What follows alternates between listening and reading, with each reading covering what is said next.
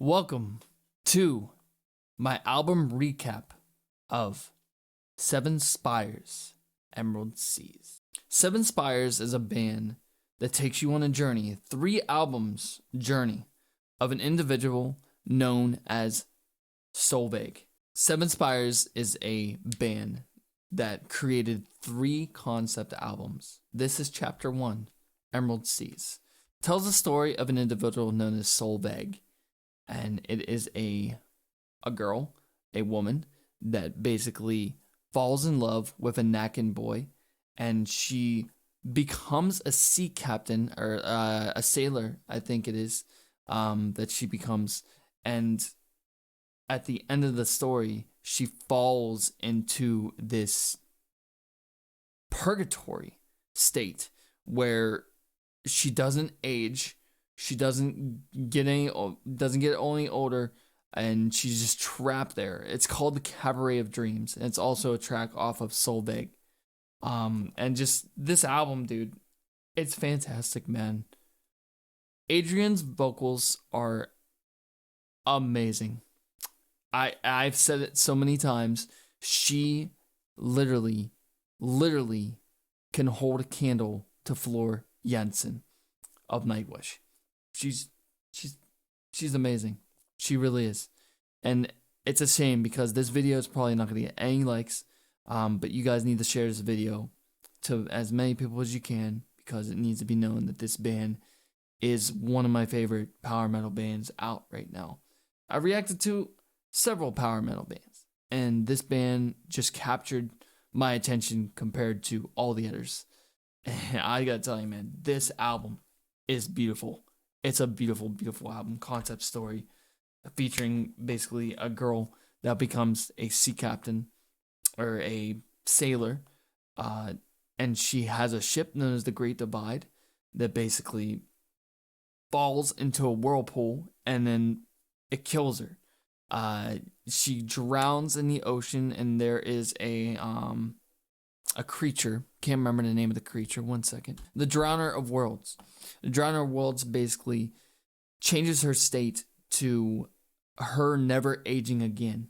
Okay, and then she can't visit her love, which is the Nakan boy. But at the end of the story, she gets to. But I'm not gonna ruin that. But yeah, this album is amazing. This album was a buy for me, man. It really was a buy. This is my all-time favorite album by this band. I love this album so much, man. I checked this out not yesterday. I checked this out last year, and dude, this band is unbelievably underrated, man. I really suggest that all of you guys pick your copy up if you can still get your copy. I think this was limited to 250 copies, and I was able to pick it up. And it comes in this beautiful, beautiful variant. It's literally like a sea green tint. Dude, this band, man, alone, this band has just been, it's been a journey. It really has been a journey, this band. And I would love to see them live. I really would. I'm just going to get right into this, man. If you guys are a power metal fan, if you love power metal, now I'm talking about loving power metal, this band is for you. If you love Disney, this band is for you. The members of Seven Spires are Adrian Cowan, Jack Costo on guitar, Peter Derlena on bass, and Chris Dovas on drums. Sorry about that. It's got a really nice sleeve that you guys can look at. This album is so worth it, man. I love this album. And it's so beautiful. It's so beautifully done. I'm going to go into the music part. Igne Defended. The very first track is a chant. It's literally a choir chant that leads right into one of the best tracks on this album, Ghost of a Dream. I love the flamenco guitar on this track, man. I love how it sounds it's kind of like an Arabian / folk approach. The whole album just has a Arabian / folk approach on it, and I just love that. I love music like that. And Ghost of the Dream is just an amazing, amazing track with an amazing chorus. Definitely, I think it is my favorite on the album. That and Succumb. But yeah, man, no words exchanged. This is a decent track. It's not really, it didn't really capture my attention. Um, but this was a really good track. I did like this a lot. Every Crest was a better track than No Words Exchanged.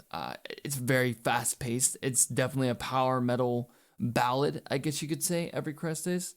And you have side B, Unmapped Darkness. This was an amazing track as well because out of nowhere, Adrian Cowan is basically singing a chorus and then just goes straight into screams. I was like, what in the fucking world, dude? That was amazing. That was so amazing to hear. And that's definitely the highlight of Unmapped Darkness. I think I watched the vocal playthrough. I think I have. Can't remember.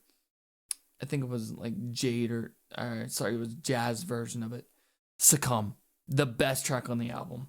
I love this track so much, man. It's such a great track. It has a beautiful video, and there's this point where Adrian just hits this high note, and then right after it leads right into Jack just completely throwing a solo in. And not to mention, Adrian plays the violin on Succumb too, which is freaking awesome. I love the violin. I've always loved the violin as an instrument. Let's get in the Drowner of Worlds. Drowner of Worlds is a more darker approach on lyrics and video. She chants. Adrian is the one that chants in this song, and it's just a straight screaming, and I just love this track. It's definitely one of the best on the album.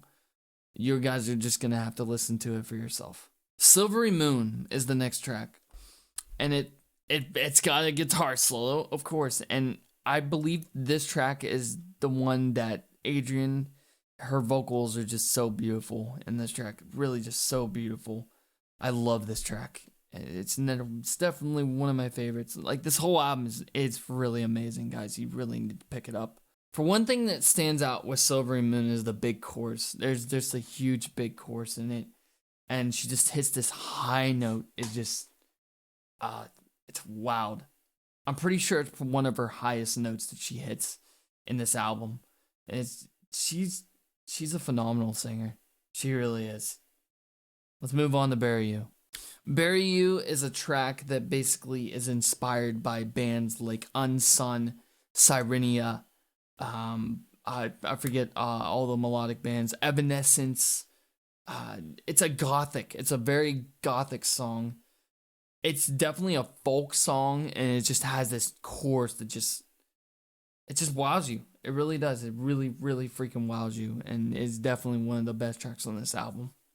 Fearless. Fearless is a track that has another guitar solo, and this time it's Adrian just doing screams over her screams, and another freaking awesome track on this album. The best part about Fearless is it leads into the trio. It leads into With Love from the Other Side and The Trouble with Eternal Life. With Love from the Other Side is a beautiful ballad on the piano, and just her singing, and I love this. This is such a great track, man. Like I said, man, there's not one track on this album that I really dislike now. I listen to this album quite a lot. When I did my review, I think I disliked a couple tracks, but yeah, this album's really good, man. It's a really, really good album for power metal fans, for melodic fans. It is an amazing album. I think the best thing about The Trouble with Eternal Life is the piano. The piano going over the power metal is just, I'd never heard anything like it in my entire life before.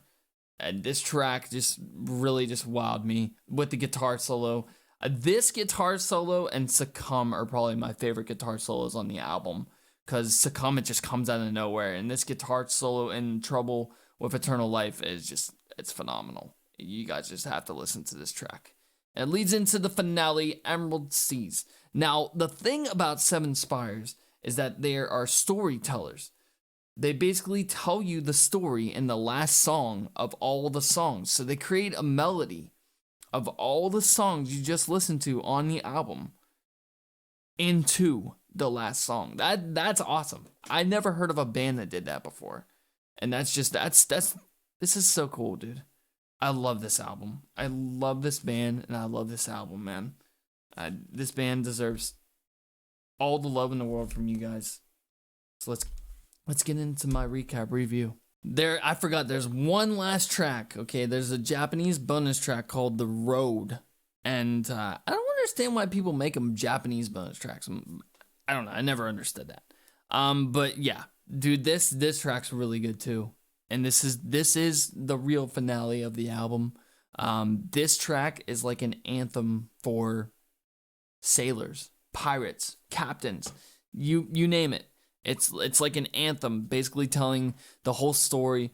I think the opening track, the opening line is, "With drink in hand, we drink to France. The open road is calling." It just leads right into this power metal godliness that is The Road. And this is a really good track on the album. Now, let's get into my album recap review. Last year, I gave it a 9.85 out of 10, and I gave their last album a 10 out of 10. That's changing, man. That's completely changing. I've been listening to this album for the past year, and I gotta tell you right now, this album's a 10 out of 10. It's a 10 out of 10 now, man. I listen to this album almost on a weekly basis. And yeah, I listen to a lot of music, guys. It's very hard for me to just be like, to just not listen to music.